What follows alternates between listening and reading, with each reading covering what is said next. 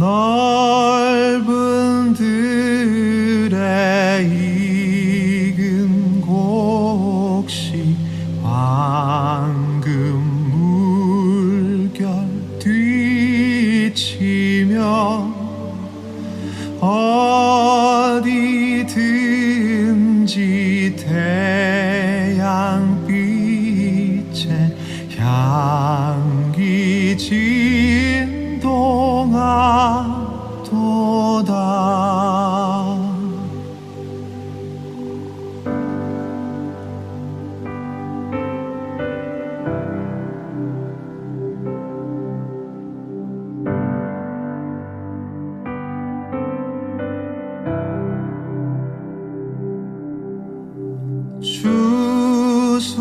추수할 것 많은 때에 일꾼 매우 적으니 열심히 있는 일꾼들을 주여 보내주소서.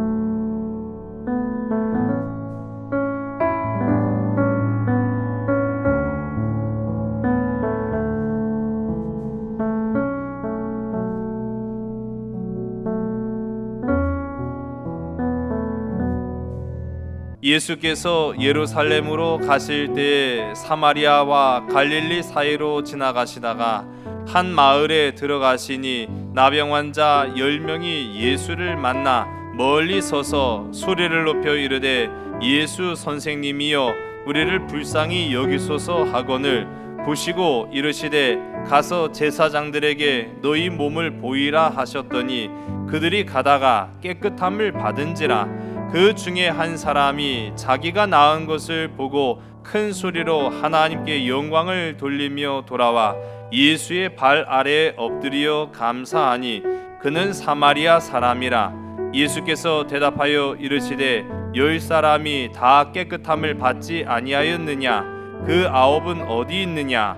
이 이방인 외에는 하나님께 영광을 돌리러 돌아온 자가 없느냐 하시고 그에게 이르시되 일어나 가라 내 믿음이 너를 구원하였느니라 하시더라. 아멘. 감사하십니까?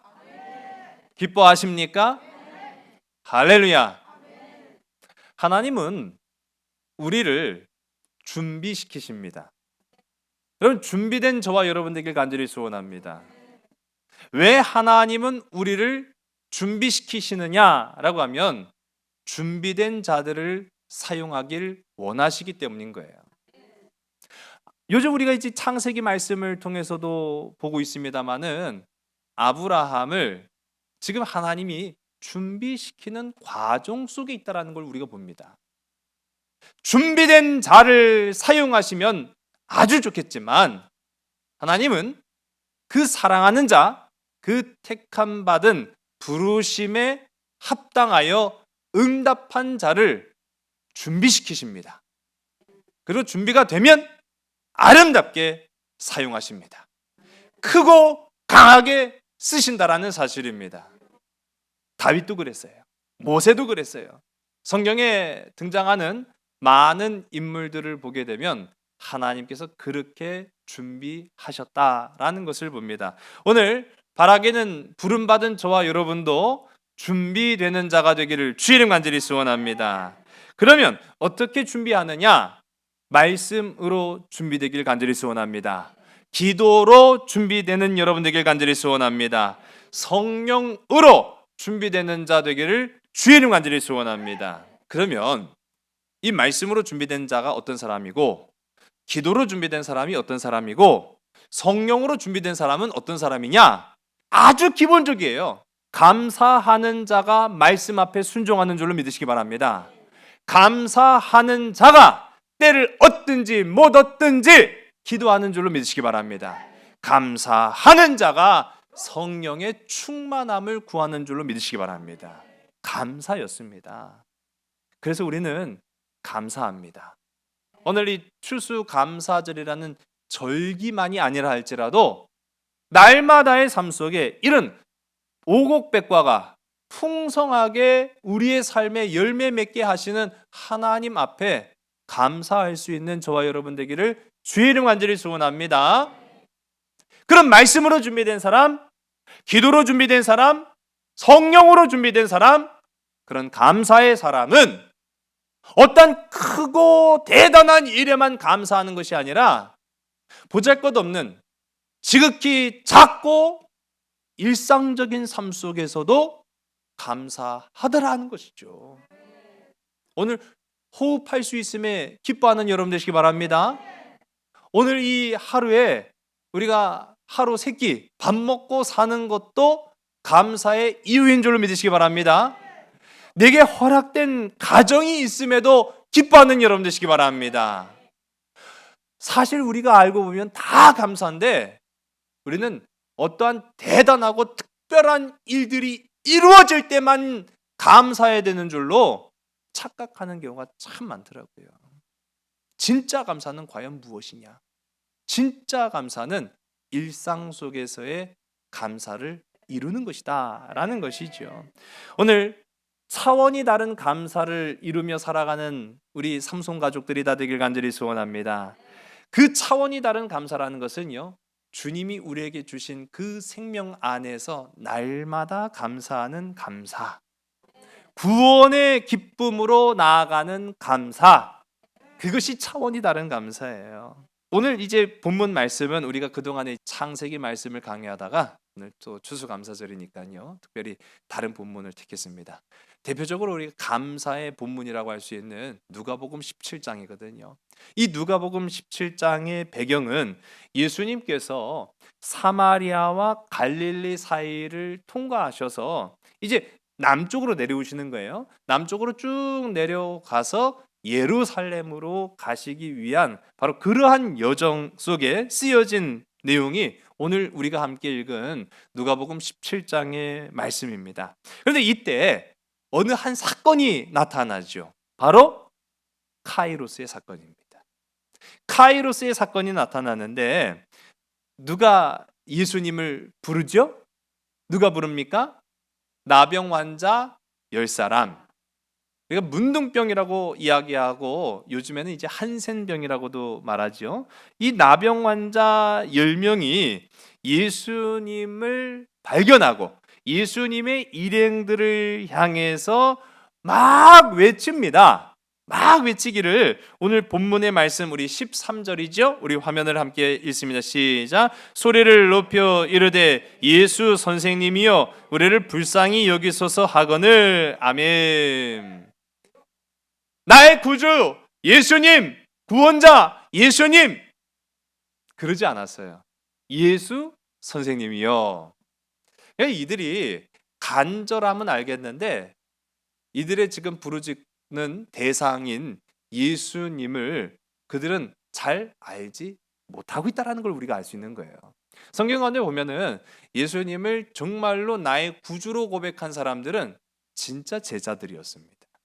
그런데 일상적으로 어떠한 기적을 구한다든지 또는 지나가는 표현으로 예수님을 부른다든지라고 할 때는 항상 랍비여라고 합니다. 랍비나 오늘 이 본문 가운데 나타나는 선생님이나 똑같은 얘기죠. 그러니까 이들은 예수님을 그렇게 잘 알고 있지는 못했다라는 것을 우리가 알 수 있어요. 그러나 그들의 간절한 만큼은 대단한 것이었습니다. 그래서 예수 선생님이여 우리를 불쌍히 여겨주세요 라고 고백을 하고 있죠. 오늘 본문 가운데 불쌍히 여기소서라고 하는 장면, 말 그대로 나를 정말로 긍휼히 불쌍히 여겨달라고 하는 그런 표현입니다. 엘레오라고 이제 헬라어로 표현을 하는데 왜 그들이 불쌍합니까? 그들이 불쌍한 데는 그만한 이유가 있죠. 그들은 나병 환자였다라고 성경이 말하고 있어요. 지금과 당시는 좀 상황이 다릅니다. 지금은 이제 나병 환자들이 많지가 않아요. 또 더러는 그런 병이 있다 할지라도 현대의학으로는 충분히 정상적인 생활이 가능하다고 합니다. 그런데 당시에는 불치의 병이었죠. 나을 수 없는 병이었습니다.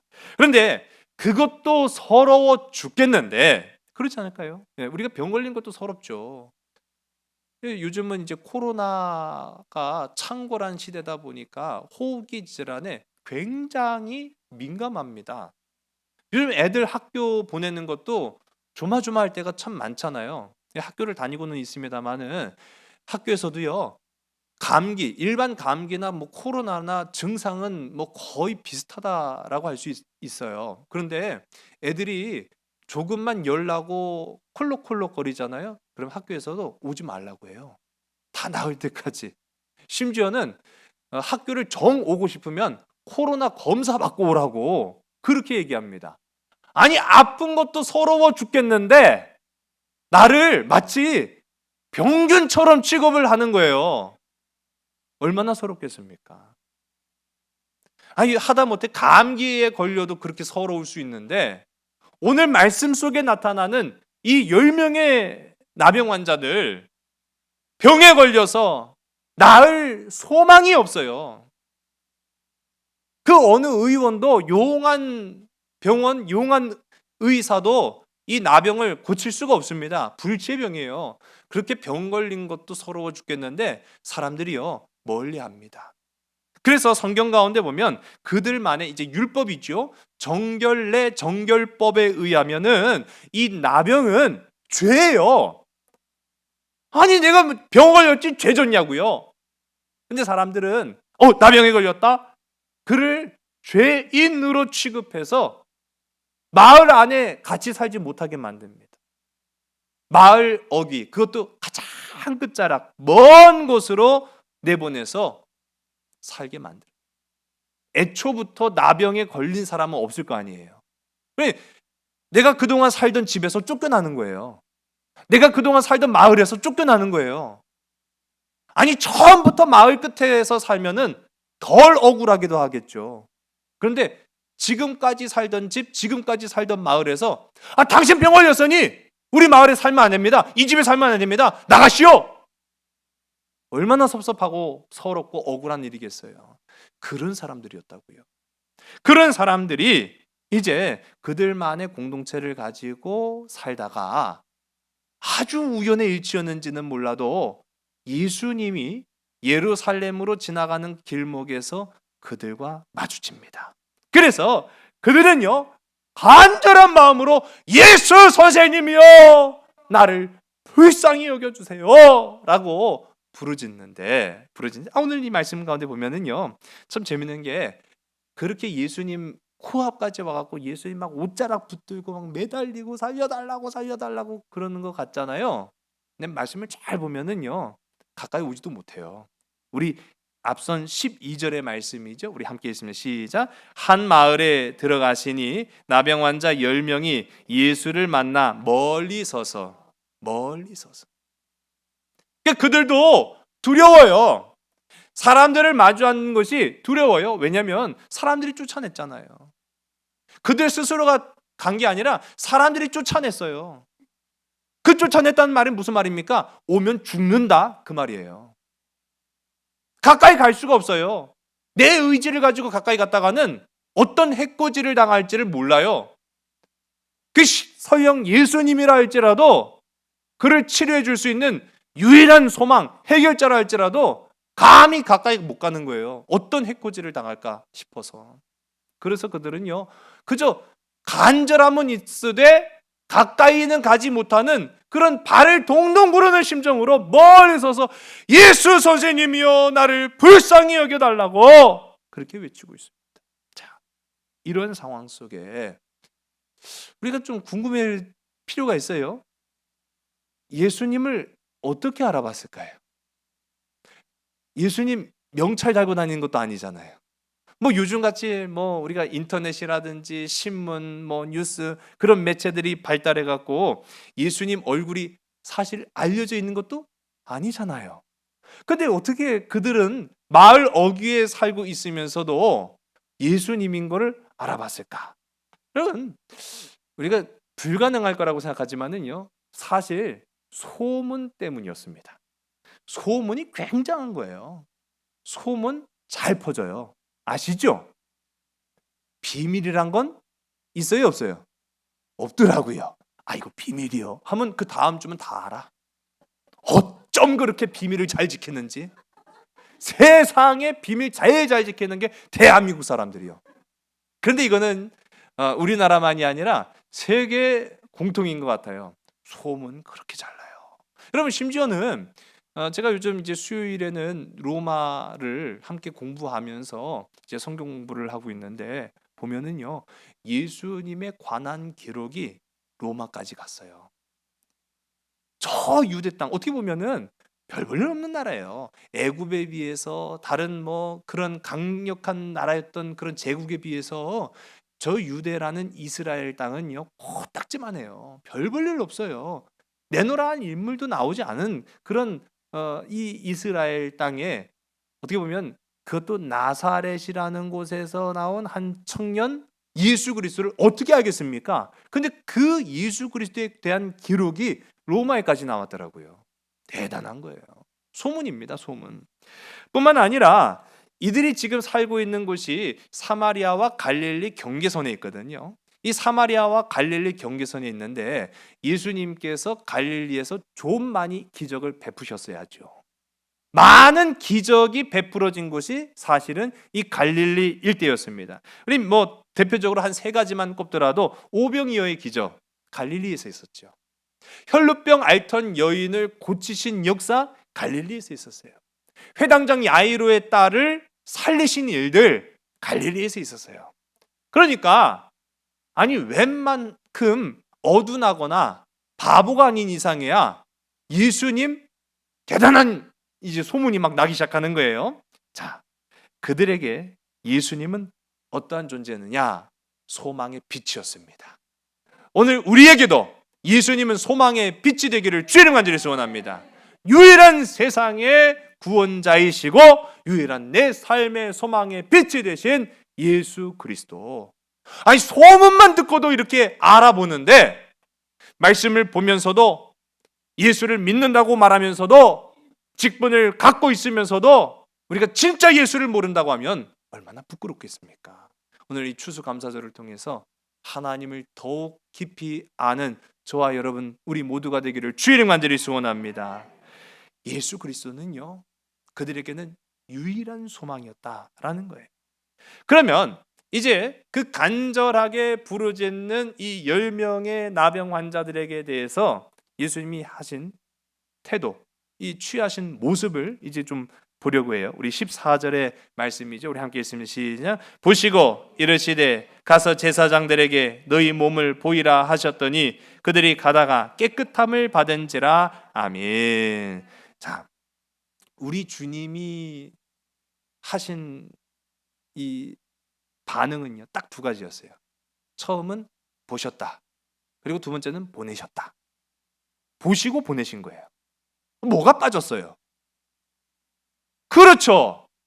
아니, 우리 생각에는 보셨다, 보내셨다, 이것만 가지고는 해결이 안 돼요. 아니, 이유를 모르니까 우리가 병원 가는 거 아닙니까? 그래서 우리가 의원 찾고 약 먹는 거 아니겠습니까? 뭔 약을 먹어야 될지 모르니까 의사한테 가는 거잖아요. 내가 내 병 알고 있으면 의사한테 갈 이유가 뭐가 있어요? 내가 알아서 찾아 먹고 그렇게 치료하면 그만이죠. 모르니까 갔는데 의사가 보더니 가요? 그러면은 아니, 그게 다예요? 그게 다냐고요? 봤으니까 됐죠. 뭐 가시면 된다고. 그러면은 이거 돌팔이네, 돌팔이. 이거 사기꾼 아니야? 아니, 봤으면 뭔 얘기를 해줘야 될 거 아니야. 그렇게 얘기할 거 아니에요, 우리가. 그래, 안 그래요? 우리 상식적으로 성경을 안 보시나 봐, 다들. 너무 믿음으로 보셔갖고 그래요 보셨으면 됐지 뭘. 그런 거예요? 전 아무리 봐도 이게 이해가 안 가는 거예요. 보시고 보내셨어요. 아니, 주님 뭔가 빼먹었잖아요. 뭐 처방전 없어요? 아니, 뭐 어디 뭐 십이장이 안 좋아요? 아니면 뭐 머리가 안 좋아요? 간이 안 좋아요? 쓸개가 안 좋아요? 뭐가 안 좋은데요? 어떻게 하면 된대요? 그럴 수 있지 않겠어요? 근데 우리 예수님의 모습은 보시고 보내셨어요. 야, 이걸 어떻게 우리가 이제 받아들이고 이해를 해야 되느냐? 이제 그런 문제가 우리에게 숙제로 남겨져 있는데 오늘 성경 가운데 보시고 우리 주님이 그 10명의 나병 환자들을 보셨다. 이 헬라어로는 에이돈이라고 말합니다. 에이돈이라는 말은요, 시각적 측면에서는 진짜 그냥 본 거예요. 눈으로 본 거예요. 눈으로. 그런데 이 에이돈이라는 말의 의미를 좀 더 깊이 살펴보면요, 내면적으로 주목해 본다라는 의미가 있는데, 내면적으로 주목해 보면은 그들을 알았다라는 거예요. 그들이 지금 가지고 있는 문제가 뭔지를 알았다. 그들이 무엇을 원하는지를 알았다. 그들이 지금 어떻게 해 주시기를 바라는지를 알았다라고 하는 그런 모든 의미가 바로 이 보시고 보셨다, 이 에이돈이라는 말 속에 담겨져 있다라는 거예요. 우리 이전 시간에도 우리 이와 비슷한 표현들을 우리 보지 않았습니까? 아브라함에게 약속하셨던 그 아들 이삭을 낳는 그런 장면 속에서 사라도 마찬가지로 이제 90세지요. 정상적인 사고와 우리 인생의 그 라이프, 이 생활이라고 한다면은 90세가 된 할머니는 출산을 할 방법이 없어요. 태가 다쳤거든요. 아니, 그렇게 되면 진짜 해외 토픽감이죠. 그런데 그렇게 이삭이 태어났단 말이에요. 근데 그 태어나는 그 과정을 성경이 말씀하면서 뭐라고 표현합니까? 돌보셨다라고 말해요. 하나님께서 이 사라에게 말씀하셔서 이 사라가 어떻게 되었어요? 하나님의 돌보심을 받은 거죠. 우리가 돌보셨다라고 하는 말은 어떻게 해야 돌봐집니까? 그렇죠. 함께 있어야, 찾아와 주셔야 돌봄을 받는 거예요. 찾아오셨다라는 거죠. 찾아가서 만났다라는 의미가 되는 겁니다. 한마디로 말하면 하나님이 개입하셨다라는 거죠. 돌보셨다라는 것은 하나님이 개입하셨음을 의미하는 겁니다. 그래서 오늘 말씀 속에도 에이던, 예수님이 보셨다라고 하는 것은 그냥 눈으로 위아래 그냥 훑어보면서 됐어 가? 그게 아니에요. 그들의 마음을 아셨고, 그들의 소원을 아셨고, 그들의 공허함을 아셨다라는 것을 성경이 말하는 거예요. 그렇게 한 이후에 제사장에게 가서 너희들 몸을 보여라 라고 우리 주님이 말씀합니다. 제사장에게 몸을 보여주진 않아도 크게 문제는 없어요. 근데 왜 제사장에게 몸을 보여주어야만 했느냐? 내 몸이 깨끗했다라는 것을 증명받아야 되거든요. 그런 내용은, 그 내막은 이 10명의 나병 환자가 지금은 모르겠죠. 그런데 우리 주님의 의도는 분명한 것이었어요. 그들이 사회적인 생활을 해야 될 거 아니에요. 사회적인 생활을 영위하기 위해서는 말씀의 기준이 되는 제사장의 공인을 받아야 돼요. 그러니까 내가 너를 치료하겠지만은 네가 그렇다고 해서 내가 백날 나았다라고 주장한들 사람들이 거짓말하고 있네, 그게 어떻게 나아? 라고 하면은 안 믿어주면은 소용없잖아요. 그러니까 사회적인 생활을 영위하기 위해서 너희들이 제사장에 가서 그 몸을 보여라 라고 말씀하셔요. 그들은 순종함으로 제사장에게 갑니다. 그 중간 과정에 앞서도 말씀인 것처럼 아니 뭐 치료해 주시는 것도 없고 어떤 다른 말씀의 언급도 없고 그냥 보시고 가라고 하니까 좀 찜찜하긴 한데, 그러나 오늘 말씀 속에 보면 그들은 그렇게 행했다라는 것을 보게 돼요. 자, 그런 순종의 기쁨으로 걸어가고 있을 때 그들은 낫게 되었는 줄로 믿으시기 바랍니다. 오늘 이 추수감사절에 우리가 중요한 부분들을 몇 가지 살펴보려고 하는데 바로 여기에 한 가지는 바로 순종의 기쁨입니다. 여러분, 순종의 기쁨, 우리의 삶에 순종의 감사가 있기를 주의 이름 간절히 소원합니다. 요한복음 2장 가운데 보면은 처음 기적을 행하셨던 마을이 있어요. 그 마을이 바로 어디입니까?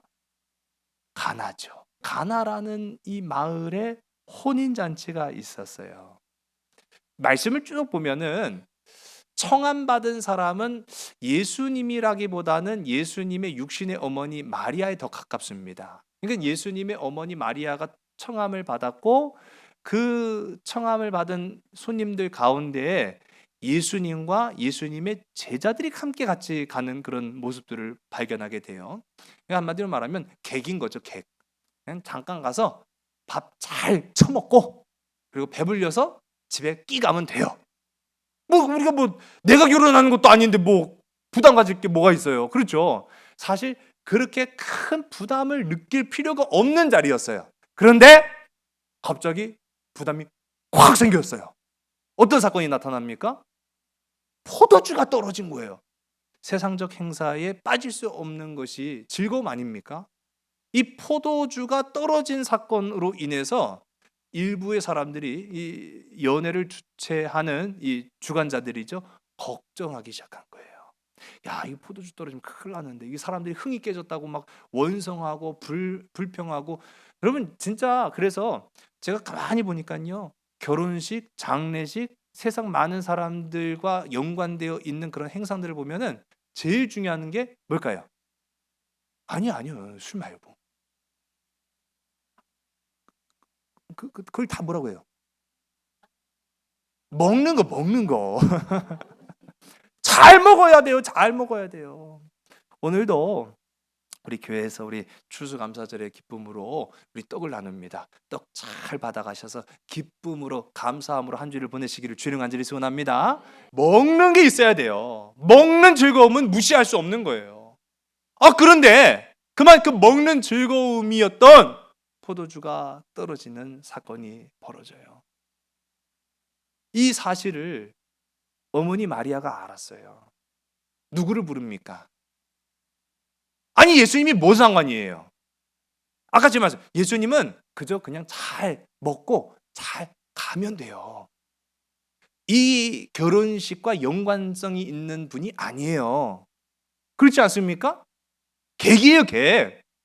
그런데 이상하죠? 어머니 마리아는 예수님을 부른단 말이에요. 어머니 마리아의 그 간절한 간청을 수락하였습니까? 거절하였습니까? 헷갈리시네 다들. 거절했어요. 거절했다고요. 거절했는데 더 이상한 일이 일어나요. 어머니 마리아가 하인들을 불러서 따로 부탁을 해요.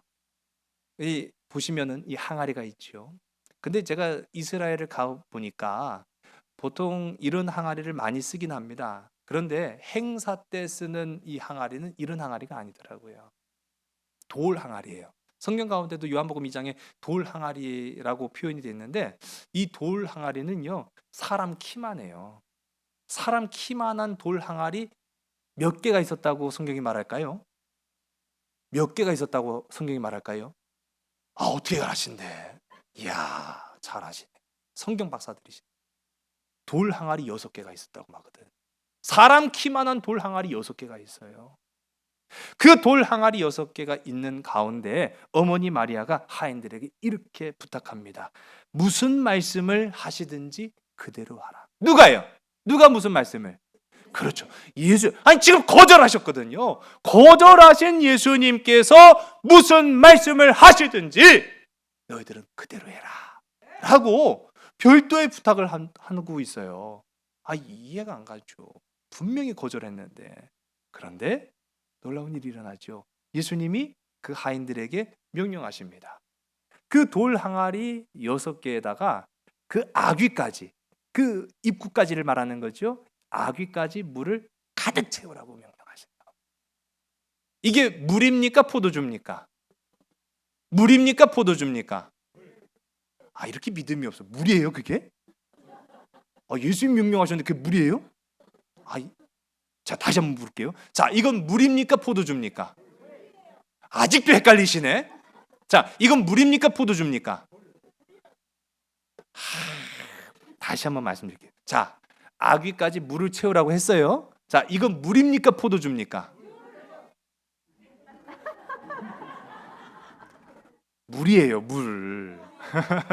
물이죠. 그게 어떻게 포도주예요, 그게. 상식적으로 생각해 보셔요. 그 항아리의 입구까지 물을 채우라 했으면 그게 물이지 어떻게 포도주가 됩니까? 그런데 그게 연회장에게 떠서 가져다 드는 그 과정 가운데 보니까 뭐가 됐어요? 할렐루야! 이게 기적이에요, 이게 기적.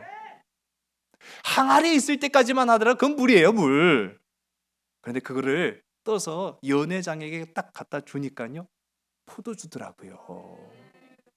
자, 오늘 제가 이 요한복음 2장의 말씀을 잠깐 살펴보는 까닭이 오늘 말씀과 이 요한복음 2장의 말씀의 원리가 똑같기 때문이에요. 우리 2장 8절의 말씀입니다. 우리 함께 있으면 시작. 이제는 떠서 연회장에게 갖다 주라 하심에 갖다 주었더니 아멘.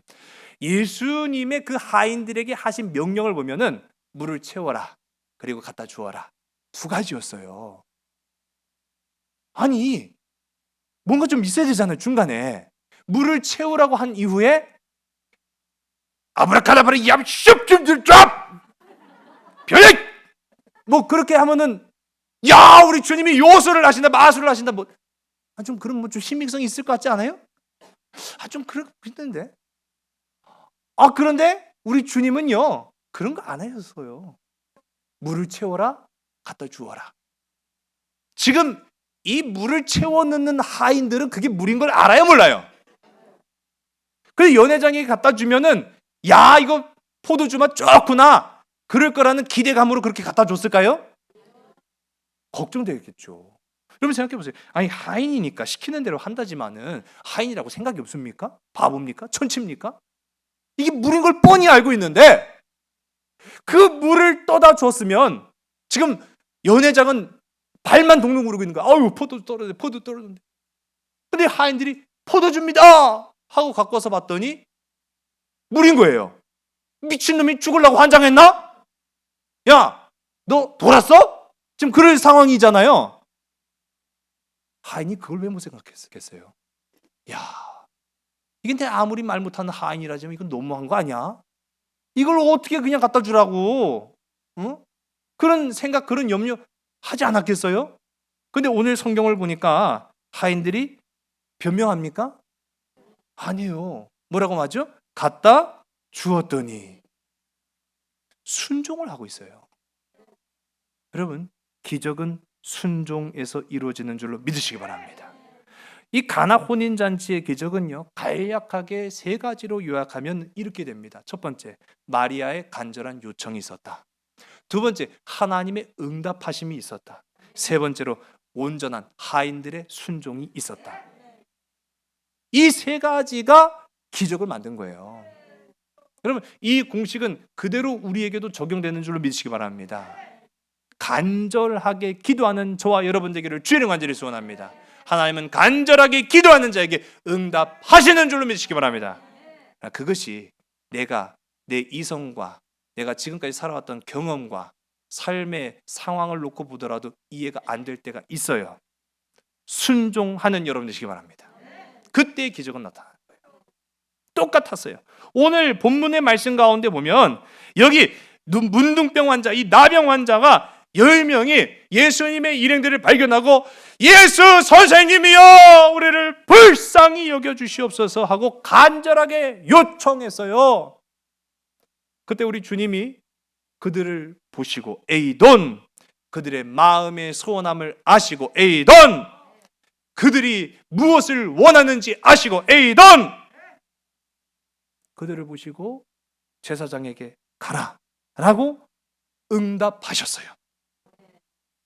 그리고 난 이후에 그 10명의 나병 환자들이 어떻게 했습니까? 온전한 순종으로 나아갔더라.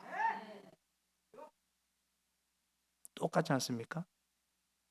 그래 그 가는 동안에 여러분 내 몸 안에 일어난 변화잖아요. 내가 배가 고픈지 배가 부른지 머리가 아픈지 다리가 저린지 내 몸이니까 아는 거 아니겠어요? 내 몸 안에 일어나는 변화에 내가 뭔가를 느낀 거예요. 제사장에게 다 간 것도 아니에요.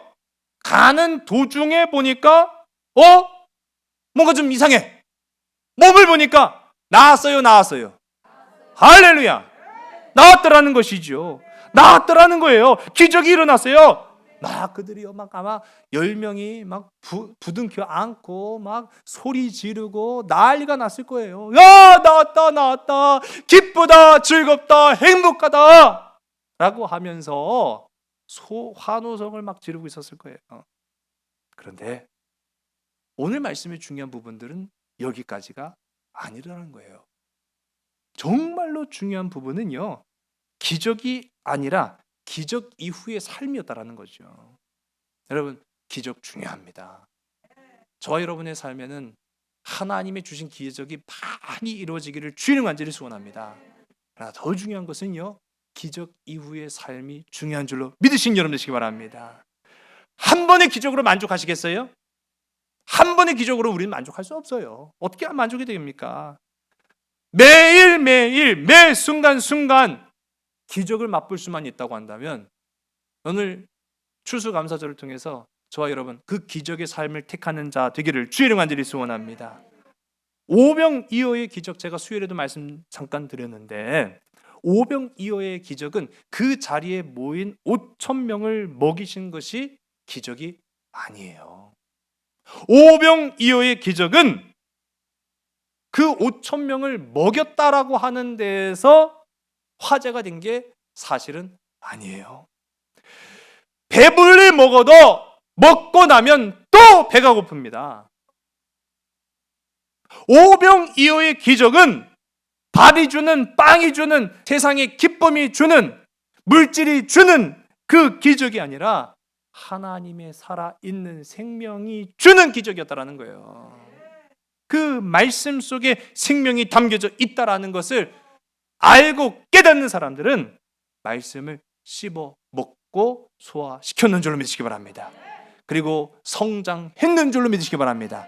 하나님의 자녀로 성장하는 거예요. 그 말씀의 용기를 얻고 삶의 소망을 얻어서 한 번의 기적으로 만족한 것이 아니라 매일매일 그 말씀을 곱씹을 때마다 기적이 나타나는 거예요. 그 말씀의 은혜에 감동해서 기도할 때마다 기적을 살아내는 거예요. 그게 기적인 거죠. 그게 기적 이후의 삶을 살아내는 그리스도인의 삶의 모습이어야 된다는 거예요. 오늘 그 한 사람을 우리가 주목하잖아요. 10명의 나병 환자들이 고침을 받았습니다. 기뻤습니다. 정말로 그들은 그 안에 문제들이 다 해결되었습니다. 그러나 그 중 한 명이, 10명 중에 한 사람이, 유일한 그 한 사람이 제사장에게로 가던 걸음을 멈추고 다시 돌아갑니다. 누구에게로 돌아갔습니까? 예수님께로 돌아가는 거예요. 오늘 우리가 주목해 볼 부분은 바로 이거예요. 그들은 기적을 맛봤어요. 그런데 그 가운데 극히 일부였던 10사람 중에 10분의 1 확률이죠. 그 10사람 중에 한 명이 다시 예수님께로 돌아갑니다. 우리 15절의 말씀을 우리 함께 있으면 시작. 그 중에 한 사람이 자기가 나은 것을 보고 큰 소리로 하나님께 영광을 돌리며 돌아와. 아멘. 왜 돌아갔을까요? 할렐루야. 맞습니다. 감사였습니다. 성경은 그가 다시 돌아간 이유를 감사였다라고 말하고 있어요. 우리 16절의 말씀이죠. 있습니다. 시작. 예수의 발 아래에 엎드려 감사하니 그는 사마리아 사람이라. 아멘. 보니까요, 이 사람은요, 세상에 유대인도 아니었어요. 사마리아인. 여러분, 사마리아인 구별이 됐을까요? 아마 전 됐을 거라고 생각해요. 왜냐하면 피부색이 조금 달랐을 거예요. 이게 섞여 있는 혼혈이니까요. 약간 다른 피부색을 가지고 있는 이 사마리아 사람이 와서 예수님의 발 앞에 엎드려 감사했다라고 이야기합니다. 바라기는 저와 여러분의 삶에 하나님의 은혜가 머물기를 주의로 간절히 소원합니다. 바라기는 저와 여러분의 삶에 이 사마리아인과 같은 감사한 삶, 감사의 기쁨이 있기를 주의로 간절히 소원합니다. 어떨 때 보면은 그리스도인이 감사해야 될 일인데 그리스도인들은 정작 감사하지 아니하고 세상 사람들이 감사하는 모습을 봐요. 너무 안타까워요. 그리스도인은 마치 당연한 것처럼 생각하고 감사하지 않는 경우들을 우리가 보게 됩니다. 지극히 작은 일에서부터 하나님의 크신 영광에 이르기까지 감사의 삶을 살아가시기를 주의 간절히 소원합니다. 감사해야 된다는 거예요. 우리 주님이 그 한 사람을 기뻐하셨지만 한 가지 짚고 넘어간 게 있어요. 우리 17절의 말씀을 우리 보겠습니다. 시작. 예수께서 대답하여 이르시되 10사람이 다 깨끗함을 받지 아니하였느냐? 그 9은 어디 있느냐? 참, 제가요 가끔 보면은 그렇게 하지 말아야겠다, 그렇게 하지 말아야겠다. 제가 그런 생각을 해요. 왜 무슨 그런 생각을 하냐면은 꼭 교회 나와야 될 분들이 안 나오고 꼭 지각하지 말아야 될 분들이 지각하고 봉사해야 될 분들이 봉사 안 하고 그러면은요, 봉사 안 한 사람이 혼나는 게 아니라 봉사한 사람이 혼나요. 교회 안 나온 사람이 혼나는 게 아니라 교회 나온 사람이 혼나요. 아, 왜 그러냐고 막 그렇게 지청구를 주면은 괜히 우리가 머쓱해지죠. 그러면서 안 나온 사람이 혼나야 되고 봉사 안 한 사람이 혼나야 되고 충성 안 한 사람이 혼나야 되고 순종 안 한 사람이 혼나야 되는데 꼭 순종한 사람 나와 있는 사람이 혼나거든요. 아이, 그러면 안 되겠다. 그런데 제가 보니까 우리 주님도 왜 그러신디야? 10명 중에 한 명 나왔으면 그 사람만 가지고 칭찬하면 되잖아요. 근데 꼭 그 사람한테 야, 나머지 9명 어디 갔다냐? 제가 그거 어떻게 한대요? 아니, 그렇잖요. 10명이 보냈더니 10명 중에 하나만 왔네? 그러면 저만 칭찬해 주면 안 돼. 아니, 그게 아니라 그 9명도 좀 생각나서 그려. 우리가 인적으로 생각하면 충분히 그럴 법하지 않습니까? 근데 우리 주님의 의도는 그것이 아니었다라는 거예요. 우리가 잘 아는 바처럼 고침받은 사람은 10명이었습니다. 그런데 고침받은 그 10사람 중에 돌아와 감사한 사람은 딱 한 사람이었다는 거예요. 그거를 부각시키기 위해서 우리 주님이 오늘 17절의 말씀을 하신 거죠. 우리 18절의 말씀을 다시 우리 한번 우리 화면 함께 보시겠습니다. 시작. 이방인 외에는 영광을 돌리러 돌아온 자가 없느냐 하시고 아멘. 왜 예수님이 그 돌아온 한 사람에게 이 말씀을 하셨느냐 하면 다른 사람들은 영광을 돌리지 않느냐? 여기 있는 이방인은 하나님 앞에 영광을 돌리면서 감사하는데 너희 그리스도인들은 감사하지 않느냐? 우리에게 주신 말씀이더라고요. 보니까 왜 너는 감사하지 않니? 왜 너는 삶에 감사가 없니? 너는 왜 가정에 감사가 없니? 너는 왜 직장과 일터에 감사가 없니? 너는 왜 자녀에 대한 감사가 없니? 너는 왜 너에게 준 그 건강에 감사가 없니? 감사가 없는 나에게 하신 말씀이더라는 겁니다. 그렇구나. 그러면서 오늘 본문의 제일 중요한 부분이 하이라이트예요. 우리 19절의 말씀을 우리 함께 읽습니다. 시작. 그에게 이르시되 일어나 가라. 내 믿음이 너를 구원하였느니라 하시더라. 아멘. 내 믿음이 너를 무엇했다고요? 구원하였느니라. 아멘. 여러분, 한번 여러분 스스로가 물어보시기 바랍니다. 내 삶에 무엇이 가장 중요한가? 여러분, 예수님 한 분만으로 만족하십니까? 큰일 났는데 다시 한번, 예수님 한 분만으로 만족하십니까? 예수님만 있어도 감사하시겠습니까? 예수님뿐이어도 감사할 수 있겠습니까? 할렐루야! 그게 오늘 우리가 이 말씀을 통해서 우리 스스로에게 물어볼 질문이에요. 내 삶에 예수님뿐이면, 예수님만으로 나는 감사한가? 나는 만족한가? 나는 기뻐한가? 나는 행복한가? 우리 안 그렇잖아요. 거짓말하지 마세요. 돈도 있어야 되고 건강도 있어야 되고 차도 좀 있어야 되고 집도 있어야 되고 자식도 있어야 되고 다 그렇잖아요. 그렇지 않을 수도 있잖아요. 그렇지 않으면은 어떻게 하겠어요? 집 있는 사람이 집 없는 사람한테 나는 나 복 받았다. 야, 난 하나님 복 주셔갖고 집도 있는데 넌 없지? 메론 그러면은 나는 뭐지? 그런 생각 들 거 아니에요. 아니에요. 그렇지 않더라고요. 하나님 한 분만으로 만족할 수 있는 그 기쁨의 믿음이 저와 오늘 여러분 우리 마음 가운데 있기를 주의 간절히 소원합니다. 오병이어의 기적, 병고침의 역사, 우리가 바랄 수 있는 것들은 참 많아요. 네, 오병이어 그거 먹었다고 영원히 살 수 없는 것처럼 병 고침 받았다고 우리 영원히 살지 못합니다. 죽게 돼 있다는 거예요. 그러면 정말로 진짜 중요한 게 과연 뭐냐는 거예요. 바로 구원이라는 사실을 기억하시기 바랍니다. 구원입니다. 구원이에요. 여러분, 구원으로 나아가시기를 간절히 소원합니다. 오늘 추수감사절을 통해서 여러분 기억할 거는요, 구원이에요. 구원. 기적은 일어납니다. 예수 믿고 병고침 받을 수 있어요. 그러나 병고침이 그 사람의 목적이라고 한다면 병고침 받고 그 사람은 예수님 떠나갈 수도 있어요. 물질이 목적일 수 있어요. 예수 믿고 물질의 회복을 얻은 그 사람은요, 물질 회복되어서 예수님 떠나갈 수 있어요. 그래 오늘 이 한 사람, 그 사람은요, 도대체 뭐 때문에 그가 예수님께로 다시 되돌아왔느냐? 그 안에 감사가 있었다라는 거죠. 여러분, 병 고침 받을 수 있습니다. 그러나 구원은 받을 수 없습니다. 이거 기억하시기 바랍니다. 예수 믿고 부자 될 수 있습니다. 그러나 구원은 받을 수 없습니다. 예수 믿고 내 삶이 남들보다 잘 될 수 있습니다. 그러나 구원받을 수 없습니다. 그렇게 되시겠습니까? 그렇게 되시겠습니까? 다시 한번 질문을 잘 이해해 보세요. 언제 아멘 하셔야 될지를 잘 지금 판단해 보세요. 제가 헷갈리잖아요. 건강하고 구원 잃어버리시겠습니까? 자녀 잘 되고 구원 잃어버리시겠습니까? 물질 얻고 구원 잃어버리시겠습니까? 제가 지금 그 질문한 건데 왜 자꾸 아멘 아멘 하시면 헷갈리잖아요, 제가. 여러분, 그래요.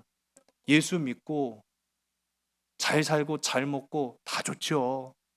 그런데 건강 얻고 구원 잃을 수 있어요. 물질 얻고 구원 잃어버릴 수 있어요. 지금 우리 주님이 그 돌아온 한 사람에게 하신 이 말씀은 오늘 우리에게 하신 말씀인데, 너는 그 9명처럼 고침받고 구원 잃어버릴래? 아니면 하나님께로 돌아와서, 예수님께로 돌아와서 고침받고 구원 얻을래? 그거 말씀하신 거예요. 여러분, 고침받고 구원 얻는 자 되시기를 주의 이름으로 간절히 소원합니다. 오늘 말씀에 나오지 않는 9명 어떻게 됐을까요? 구원 받았을까요? 못 받았어요? 모르죠. 어떻게 알아요? 안 나왔는데. 몰라요. 우린 몰라요. 예, 알 수 없습니다. 교회 다닌다고 구원 받습니까?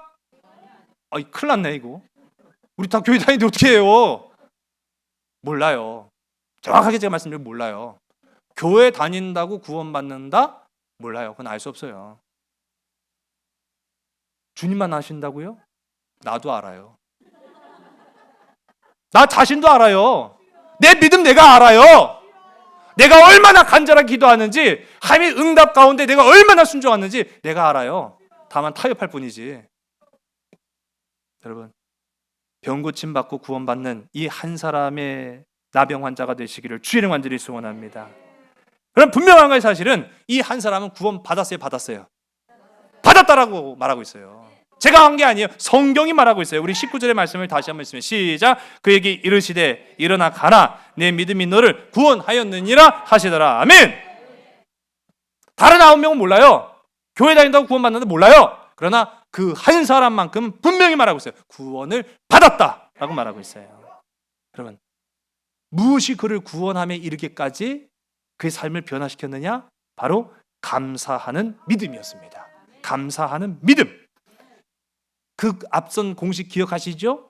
간절한 기도가 있습니다. 하나님의 응답이 있습니다. 절대 순종이 있습니다. 그러면 뭐가 나타난다고요? 자, 제가 다시 한번 말씀드릴게요. 간절한 기도가 있습니다. 하나님의 응답이 있습니다. 그리고 순종이 있습니다. 그러면 기적이 나타난다고요. 그런데 기적 이후에는 무엇으로 살아야 되느냐? 바로 감사하는 믿음으로 살아가시길 바랍니다. 감사하는 믿음으로 주께 들어가는 여러분 되시길 바랍니다. 감사하는 기쁨으로 살아내는 자 되기를 주의 이름 간절히 소원합니다. 이제 오늘 이 추수감사절 말씀 우리 한 주일 동안 저와 여러분의 삶에 적용하면서 한번 살아가 보시기 바랍니다. 추수, 수확, 결실 이런 것들은요 다 뭐예요? 돌아오는 거예요. 돌아오는 거예요. 뿌렸으니까, 심었으니까 돌아오는 거잖아요. 뿌리면 돌아와야 됩니다. 뿌렸는데 돌아오지 않으면 기쁨이 없어요. 심었는데 나지 않으면 감사가 없어요. 하나님이 심으신 거는 반드시 돌아오는 기쁨이 있어야 돼요. 하나님께서 뿌린 것에는 반드시 돌아옴의 감사가 있어야 된다는 사실이에요. 오늘 저와 여러분은 세상에 뿌려진 존재들입니다. 세상에 심겨진 존재들입니다. 그러므로 이 10명의 나병 환자 중에 그 한 사람처럼 주께 돌아가서 감사함으로 영광 돌리는 저와 여러분 되기를 주의 간절히 소원합니다. 눈물로 뿌린 것이 감사함으로 돌아오는 것들을 우리가 눈앞에 지금 보고도 하나님 앞에 기쁨으로 감사함으로 나아가지 못한다라고 한다면 우리는 그 사명 감당하지 못하는 거예요. 기적도 대단한 것이지만 감사하는 믿음으로 살아가는 것이 더욱 하나님이 원하시는 역사라는 사실을 기억하는 여러분 되시기 바랍니다. 여호와께 감사하라. 그는 선하시며 그 인자하심이 영원하미로다. 할렐루야. 저와 여러분의 삶이 그렇게 되기를 주의 이름 간절히 소원합니다. 기도하시겠습니다. 아버지 하나님, 올해도 이처럼 기쁨과 감사, 순전한 순종과 하나님께 대한 뜨거움으로 추수감사 예배를 주께 올려드립니다. 감사 주일의 참된 의미를 기억하는 자 되게 하여 주시옵소서. 이 예배를 통해서 우리의 삶이 부끄럽지 않게 하여 주시옵소서. 우리가 간절히 하나님 앞에 기도하였고 주께서 우리를 돌아보시며 응답하셨고 그 부르심에 순종함으로 나아갈 때에 놀라운 기적이 일어남을 체험케 하여 주시옵소서. 그러나 그 무엇보다도 준비된 자들로서, 말씀으로, 성령으로, 기도함으로 준비된 자들로서 우리가 그 안에 날마다의 감사, 어떠한 일에도 감사, 악조건 속에서도 감사, 모든 일에 감사, 하나님께 영광을 돌리는 그리스도인들이 되게 인도하여 주시옵소서. 모든 것을 주께 온전히 의탁하오며 사랑 많으신 예수 그리스도의 이름으로 감사하며 간절히 기도드리사옵나이다. 아멘. 완전한 나의 주 하나님, 비로소